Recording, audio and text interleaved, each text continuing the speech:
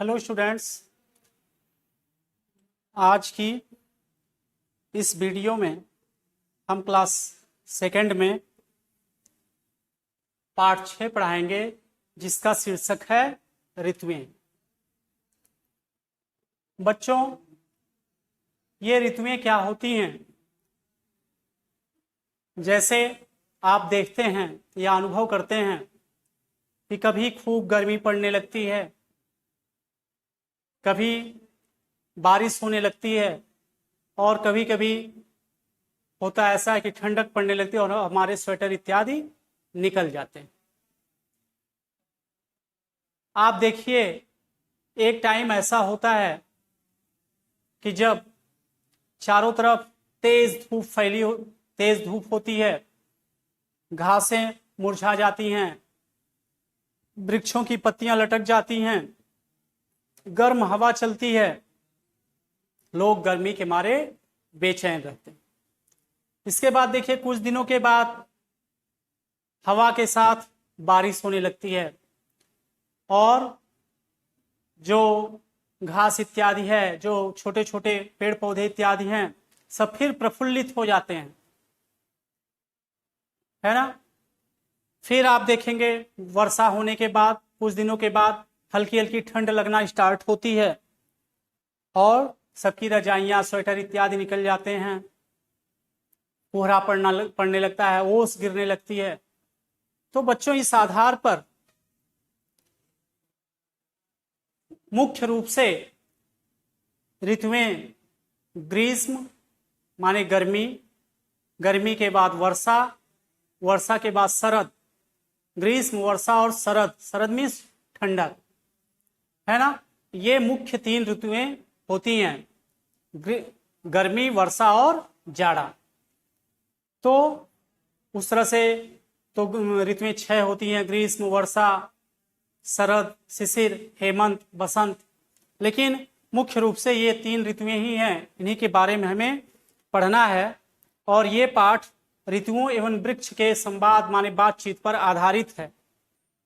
इनमें से प्रत्येक ऋतु अपने बारे में बता रही है कि हमारे आने पर कौन सी घटनाएं घटित होती हैं। देखिए, तो सबसे पहले गर्मी की बात है। देखिए, शांत भाव से खड़े वृक्ष,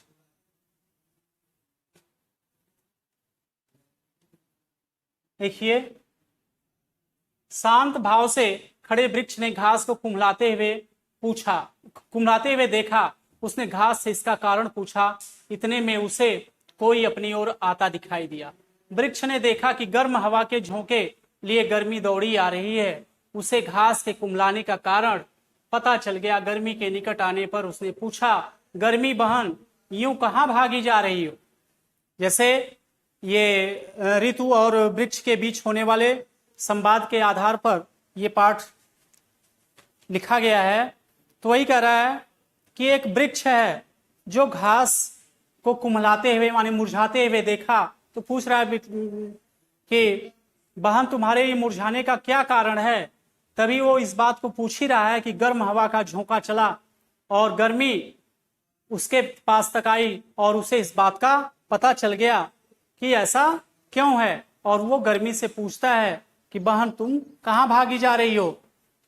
तो गर्मी क्या कर रही है? वह बोली, तेज धूप से मेरा शरीर तवे की तरह जल रहा है। आप देखिए, जो गर्मी होती है, गर्मी में कितनी तेज धूप निकलती है, बाहर निकलना मुश्किल हो जाता है। लोग धूप से और गर्मी से बचने के लिए पेड़ों के नीचे छांव की तलाश करते हैं, है ना। तो ज्यादा तेज धूप होती है, सभी तालाब सूख गए हैं। आप जानते ही हैं, गड्ढे, तालाब इत्यादि सब सूख जाते हैं, पानी की कमी हो जाती है। ऐसे में शरीर को कहाँ जाकर ठंडा करूं, इसीलिए वर्षा को खोजने जा रही हूं। इतना कहकर गर्मी आगे चली गई। गर्मी के बाद कौन सी ऋतु आती है? वर्षा ऋतु आती है। तो वह कह रही है कि धूप से मैं बहुत बेचैन हूं, ज्यादा तेज धूप है और कहीं ठंडी की तलाश में मैं आगे बढ़ती हुई जा रही हूं। अब देखिए, गर्मी में पानी, चारों तरफ पानी की कमी होती है, वृक्षों को पानी की आवश्यकता होती है, पशु पक्षियों को पानी की आवश्यकता होती है। है ना। आप जानते हैं गर्मी के दिनों में वाटर लेवल, जो पानी का स्तर है, वो काफी नीचे चला जाता है। कहीं कहीं कभी कभी तो ऐसा होता है हैंडपंप सूखने लगते हैं, ट्यूबवेल पानी छोड़ देता है ना। तो इसके बाद वही वर्षा ऋतु आती है। तो वही कह रही है कि वो वर्षा को खोजने जा रही हूँ, इतना कहकर गर्मी आगे चली गई। देखिए, वृक्ष बहुत दिनों से अपनी जड़ों की जरूरत अनुभव कर रहा था। क्यों? क्योंकि जड़ें ही पानी को एब्जॉर्ब करती हैं, पानी सोखती हैं, उसी से वृक्ष हरा भरा रहता है। तो पानी की कमी जब होती जब वर्षा गर्मी आती है तो गर्मी में पानी का स्तर नीचे चला जाता है और ये वृक्षों की जड़ों को पर्याप्त मात्रा में पानी नहीं मिल पाता है। तो ही कह रहा है उसे वृक्षों को पानी की जरूरत है। कुछ दिनों के बाद आकाश में काले काले बादल छा गए। काले काले बादल कब छाते हैं? वर्षा ऋतु में। जोर से बिजली कड़की और पानी बरसने लगा, यानी वर्षा ऋतु का आगमन हो गया। घास की कुमलाहट दूर हो गई, वृक्ष के पत्ते भी धुले धुले से हरे और साफ नजर आने लगे। वृक्ष और घास ने एक दूसरे को देखा और मुस्कुरा दिए। आप देखिए, जब गर्मी में लू चलता है या तेज आंधी, तेज हवा का झोंका चलता है, तो उससे धूल इत्यादि के कण जो जा करके वृक्षों की पत्तों पर, वृक्षों के जम जाते हैं, इसलिए वृक्षों के पत्ते धूल युक्त दिखाई देते हैं, या घास फूस भी, तमाम चारों तरफ धूल ही धूल दिखाई देती है। लेकिन जब पहली बार बारिश होती है तो आप देखिए वो पत्ते चमकने लगते हैं फिर से। क्यों? क्योंकि जितने भी धूल इत्यादि के कण हैं वो धुल जाते हैं और वो वृक्ष और घास फूस सब साफ सुथरी हो जाती है और चमकने लगती है। तो जब वर्षा ऋतु आई तो ही कह रहा है वृक्ष और घास एक दूसरे को देख करके मुस्कुरा दिए, क्योंकि उन्हें आनंद आ गया, उनकी जो गर्मी है वो शांत हो गई। देखिए, पानी बरसते रहने से वृक्ष के आसपास पानी एकत्र हो गया, कीचड़ भी बहुत हो गया। इतनी अधिक वर्षा से वृक्ष भी परेशान हो गया था। आप देखिए, जब वर्षा ऋतु आती है तो इतना पानी बरसता है, इतना पानी बरसता है कि आप देखिए खेत खलिहान, नदी, तालाब, गड्ढे, पोखरे सब पानी से लबालब भर जाते हैं और यहाँ तक कि बाढ़ की स्थिति भी पैदा हो जाती है ना। तो यही कह रहा है कि बारिश इतना भी अधिक हो गई कि वृक्ष उस वर्षा से परेशान हो गया। अब देखिए,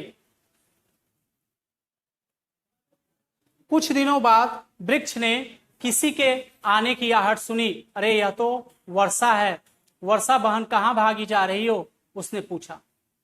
अब कह रहा है कि जैसे वर्षा ऋतु चल रही थी, फिर वर्षा ऋतु के जाने का समय हुआ, वो वृक्ष जो है, क्योंकि ये एक संवाद पर आधारित है, बातचीत पर आधारित है, तो बातचीत के माध्यम से ही हमें समझाया गया है कि जैसे जब वर्षा ऋतु जाने को तैयार हुई तो उसकी आहट को वृक्ष ने सुना, तो उसने पूछा, अरे वर्षा बहन तुम कहाँ भागी जा रही हो, कहाँ जा रही हो?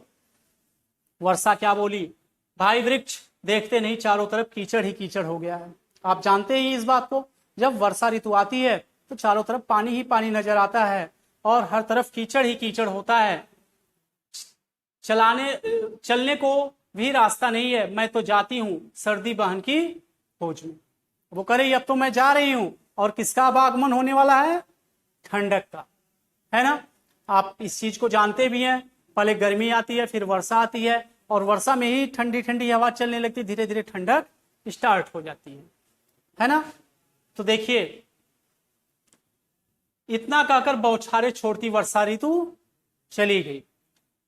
अब वृक्ष को ठंडी हवा के सुहावने झोंके लगने लगे थे। ये ठंडी हवा के झोंके आए कहां से? जैसे पहले गर्मी थी, गर्मी के बाद वर्षा ऋतु आई, और वर्षा ऋतु के कारण जो हवा थी वो नम हो गई और ठंडी ठंडी हवा चलने लगी, सुहावनी माने मन को प्रसन्न करने वाली, सुंदर। कुछ दिनों तक तो वे झोंके उसे अच्छे लगे, परंतु अब वे और अधिक ठंडे हो गए। मतलब शरद ऋतु का आगमन हो गया था, जाड़ा का आ गई थी। देखिए, समय व्यतीत होता गया, इतनी भयंकर सर्दी से सभी परेशान हो गए। पेड़ को भी अब अपनी पुरानी पत्तियां छोड़नी थी। वह भी बड़ी व्याकुलता से प्रतीक्षा कर रहा था कि कब सर्दी उस मार्ग से गुजरेगी। अब तो वही कह रहा है कि आप कभी भी देखिए, जब ज्यादा तेज भयंकर सर्दी पड़ती है तो कभी कभी जब कोहरा इत्यादि पड़ता है तो पेड़ों की पत्तियां भी झड़ जाती हैं, सूख जाती हैं, है ना। अब देखिए फिर जब शरद ऋतु जाती है तो फिर ग्रीष्म का आगमन होता है, गर्मी का आगमन होता है, और उस टाइम जो पौधे होते हैं, है ना, बसंत ऋतु आती है या उसी में पतझड़ होता है ना, ठंडक के बाद, तो सारी पत्तियां उसकी गिरने लगती हैं, गिर जाती हैं। देखिए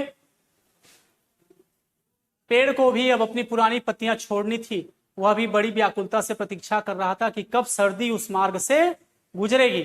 एक दिन सर्दी उधर से आ निकली। वृक्ष ने उसे रुकने को कहा तो वह बोली, वृक्ष भाई मेरे सभी अंग ठंड से ठिठुर रहे हैं, मैं गर्मी की खोज में जा रही हूँ, चिलचिलाती धूप ही मुझे इस ठंड से मुक्ति दिला सकती है।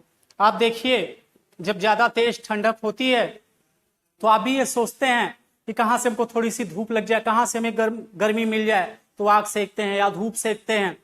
तो वही ठंड कह रही है कि अब मैं ठंड से बिल्कुल ठिठुर गई हूँ, मुझे किसकी जरूरत है, गर्मी की जरूरत है, मैं धूप की तलाश में जा रही हूँ।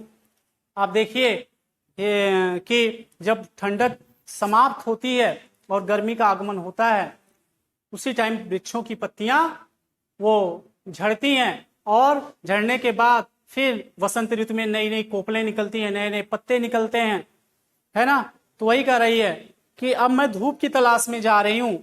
अब वृक्ष कह रहा है, वृक्ष बोला, सर्दी बहन तुम ठीक कहती हो, तुम तीनों गर्मी, सर्दी और वर्षा के आने और चले जाने में ही मेरी भलाई है।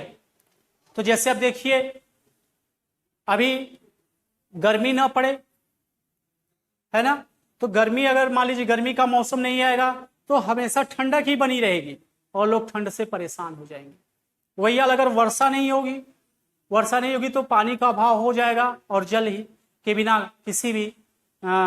किसी का जीवन असंभव है, इससे वर्षा का होना भी जरूरी है। और अगर ठंडक नहीं होगी तो गर्मी से सब लोग बेचैन हो जाएंगे। तो वही कह रहा है, तुम तीनों का हमारे लिए रहना अति आवश्यक है। तो वही कह रहा है, तुम लोगों के आने और चले जाने में ही मेरी भलाई है। इसके साथ ही ये चैप्टर समाप्त हो गया। इसको पढ़िएगा। धन्यवाद।